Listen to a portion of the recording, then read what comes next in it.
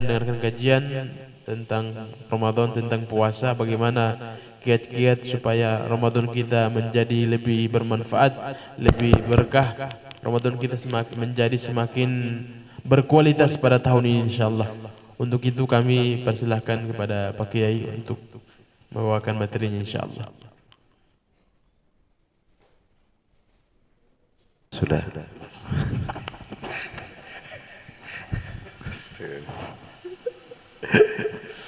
Bismillahirrahmanirrahim. Assalamualaikum warahmatullahi wabarakatuh.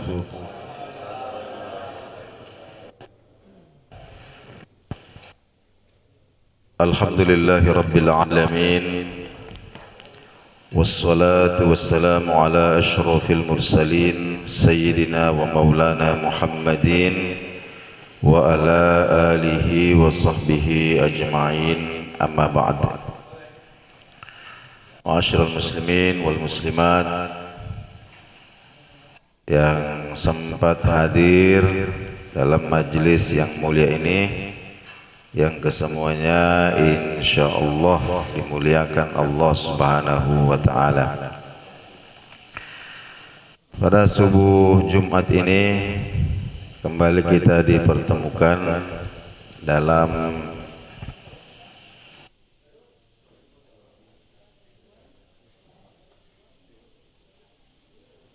kajian kita masih tentang hal-hal yang berkaitan dengan puasa. Baik, kita lanjutkan kembali. Subuh hari ini kita akan masuk pada adab-adab yang terkait dengan mencari pahala atau tambahan pahala. Bagaimana kiat-kiatnya supaya pahala kita di bulan puasa ini bisa berlipat ganda. Karena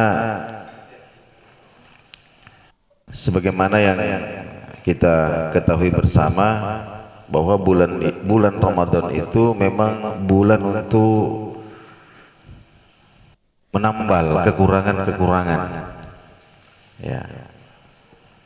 Sehingga Imam Ibnu Rajab Al-Hambali itu dalam salah satu kitabnya menceritakan bahwa di antara teman-teman kami, orang-orang yang soleh itu doanya cuma dua. Jadi sepanjang tahun itu doanya cuma dua.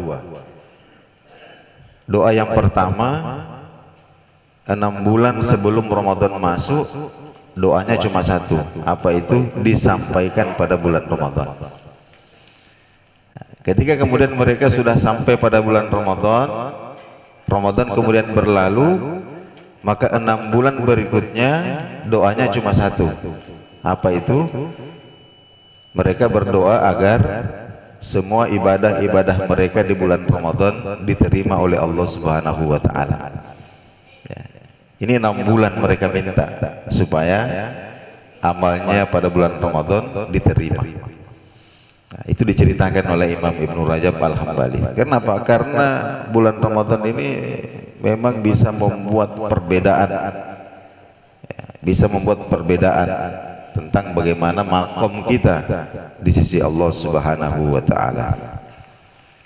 Nah, hadirin yang dimuliakan Allah Subhanahu wa taala, namun ada satu penyakit, ya, dalam tanda kutip, ya, yang sering menghinggap di hati kita, karena ada kaidah yang mengatakan seringnya berinteraksi itu bisa menghilangkan sensitivitas, ya. Sering ketemu, sering berinteraksi itu lama-lama kehilangan kepekaan, ya.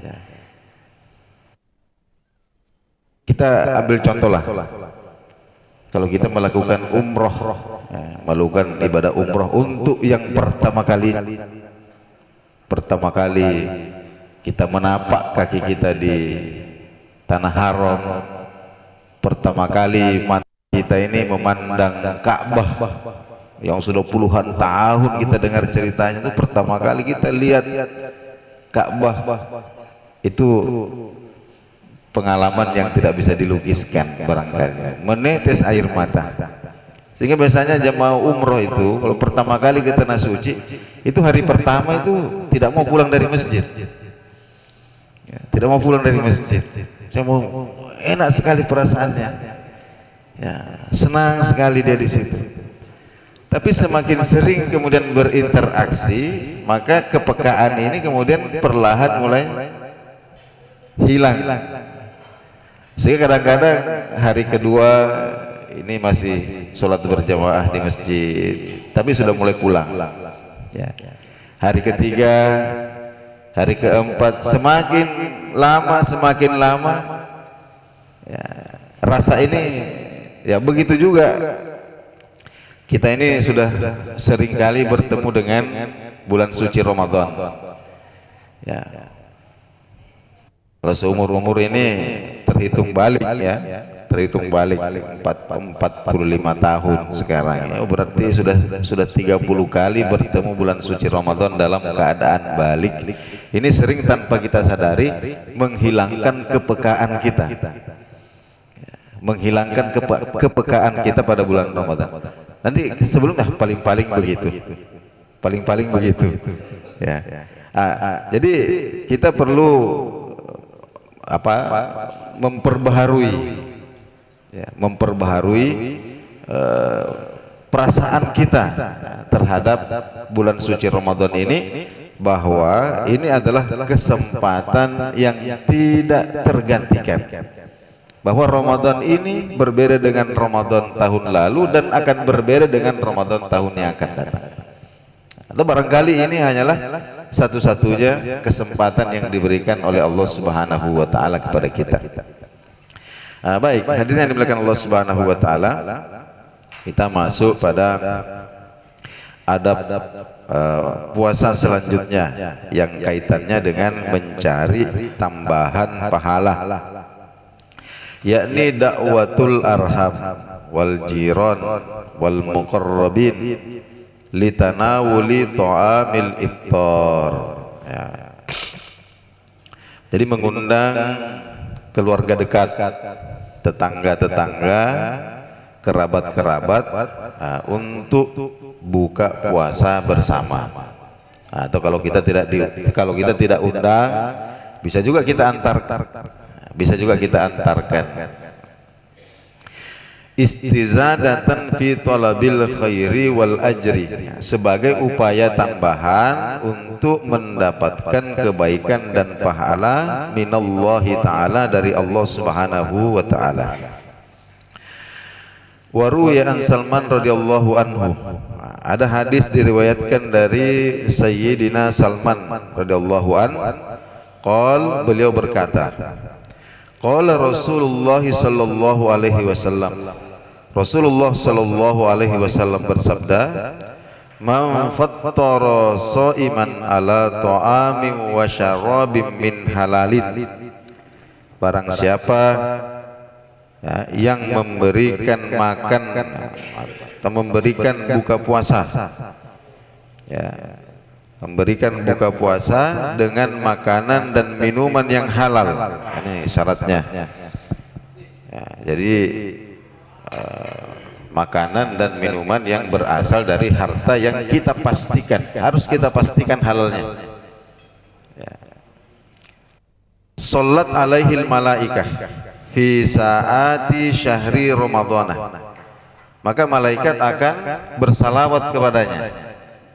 Jadi maknanya malaikat bersalawat kepada kita, salawatnya malaikat itu adalah permohonan ampun. Jadi malaikat akan memohonkan ampun untuknya fi saati Ramadhana, setiap saat pada bulan Ramadan. Wa shalla alaihi Jibrilu fi lailatul qadri, dan terkhusus pada malam Lailatul Qadar apa namanya, secara khusus malaikat Jibril sendiri yang akan bersalawat kepadanya, yakni memohonkan ampun kepada Allah Subhanahu wa taala. Hadis riwayat Imam At-Tabarani. Kemudian minal adab, termasuk juga adab pada bulan Ramadan itu alla yujahirul muslim al-murakhisu lahu bil iftar fi iftarih. Seorang muslim yang diperkenankan tidak berpuasa karena ada uzur, itu haram hukumnya, ya, terang-terangan memperlihatkan bahwa dirinya tidak berpuasa. Apa alasannya? Ihtiraman li syu'uris shaimina, untuk menghormati perasaan orang-orang yang berpuasa. Ini seorang muslim yang diperkenankan oleh syariat ada uzur sehingga tidak berpuasa, itu tidak diperkenankan kemudian terang-terangan memperlihatkan di tengah-tengah orang yang tidak berpuasa, mentang-mentang ada uzur kemudian ini yang ada uzur, apalagi kalau tidak ada uzur, ya, tidak berpuasa hanya karena malas saja. Itu ada hadis Nabi Shallallahu Alaihi Wasallam bahwa setiap dosa manusia itu ketika ditaubati akan diampuni oleh Allah Subhanahu Wa Taala kecuali satu. Apa itu? Dosa yang dilakukan dengan terang-terangan. Ya. Jadi sebaik-baik orang berdosa, ini dalam tanda kutip ya. Jadi orang berdosa itu tetap ada baiknya. Kapan? Ketika dia menyembunyikan, ya, melakukan dosanya itu dengan sembunyi-sembunyi. Ya, hadirin melakukan Allah Subhanahu Wa Taala. Nah, ini termasuk adab yang perlu kita perhatikan. Kita sampaikan kepada anak-anak kita, kemenakan-kemenakan kita. Kalaulah tidak berpuasa, jangan terang-terangan memperlihatkan kalau tidak berpuasa. Kemudian selanjutnya adalah al-ijtihadu fil ibadah fil ashril awakhir. Terkhusus pada 10 malam yang terakhir itu kita harus ekstra, ya, karena ada semacam ungkapan juga bahwa katanya bulan Ramadan itu hari pertama sampai 15 itu menanjak, tapi 15 sampai 30 itu sudah menurun. Ya, padahal yang dicontohkan oleh baginda Nabi Shallallahu Alaihi Wasallam itu adalah justru di 10 malam terakhir itu, ya, beliau semakin menggiatkan ibadahnya berkali-kali lipat dibandingkan dengan sebelumnya, sehingga istri beliau meriwayatkan, ya, istri beliau itu Sayyidah Aisyah meriwayatkan bahwa baginda Nabi Shallallahu Alaihi Wasallam jika telah masuk pada 10 hari terakhir Ramadan, ahyal laila, beliau menghidupkan malam, maksudnya tidak tidur, begadang, ya, begadang, tidak ada tidurnya di 10 malam terakhir Ramadan. Apa yang beliau lakukan? Beribadah kepada Allah Subhanahu Wa Taala. Dan bukan itu saja, wa aiqadha ahlahu, beliau juga membangunkan keluarganya, istrinya, menantunya dibangunkan, ya, wa syaddal mi'zar, dan mengencangkan ikat pinggang.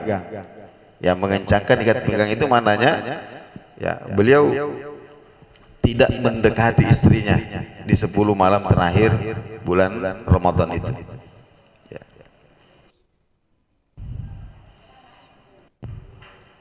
Nah, kemudian selanjutnya ada zakatil fitri, menunaikan zakat fitrah, menunaikan zakat fitrah. Wahiyya wajibatun, ini adalah kewajiban, ala kulli fardin minal muslimina, bagi setiap individu muslim, saghiran yang masih kecil, wa kabiran yang sudah besar, zakaron wa untha, laki-laki dan perempuan, ya semuanya diwajibkan untuk membayar zakat fitrah. Wa tasihu min awwali syahri ramadhanah. Zakat fitrah ini sudah sah dikeluarkan sejak hari pertama bulan Ramadan. Ini sudah sah dikeluarkan sejak hari pertama bulan Ramadan. Fahiya tujbiru ma waqa'a athna as-siyami min zallatin wa hafawatin. Fungsinya zakat fitrah ini adalah untuk menutupi kesalahan-kesalahan berbicara, pembicaraan-pembicaraan yang tidak baik, yang tidak disengaja terjadi ketika sedang berpuasa. Wasababun liqabulis siyam, dan menjadi penyebab terbesar diterimanya puasanya seseorang. Diriwayatkan dari Ibnu Abbas radhiyallahu anhuma, baginda Nabi sallallahu alaihi wasallam sabdakan, ya, bahwa zakat fitrah ini hukumnya wajib, ya, sebagai tuhratun lis-shaim, pembersih bagi orang yang berpuasa, minal lagwi warrafathi, dari omong-omong kosong, dari pembicaraan-pembicaraan yang tidak pantas ketika dia sedang berpuasa. Jadi itu nanti zakat fitrah kita yang membersihkan itu. Wa tu'matan lil masakin, dan sebagai makanan bagi orang-orang miskin. Jadi faman addaha qabla shalah, siapa yang menunaikan zakat fitrah sebelum sholat Id, tepatnya sebelum khatib naik berkhutbah, ya, faman addaha qabla shalah fahiya zakatum maqbulah, maka itu adalah zakat yang diterima. Waman addaha ba'da shalah, namun barang siapa yang menunaikan zakat fitrah setelah sholat Id ditunaikan, maka itu sudah tidak dikategorikan sebagai zakat fitrah, tapi fahiya shadaqatum minas sadaqah, ini dikategorikan sebagai sedekah biasa. Nah, kemudian yang terakhir, adab yang terakhir adalah bulughu a'la darajatis saum bitashbihi bil malaikatil kiram.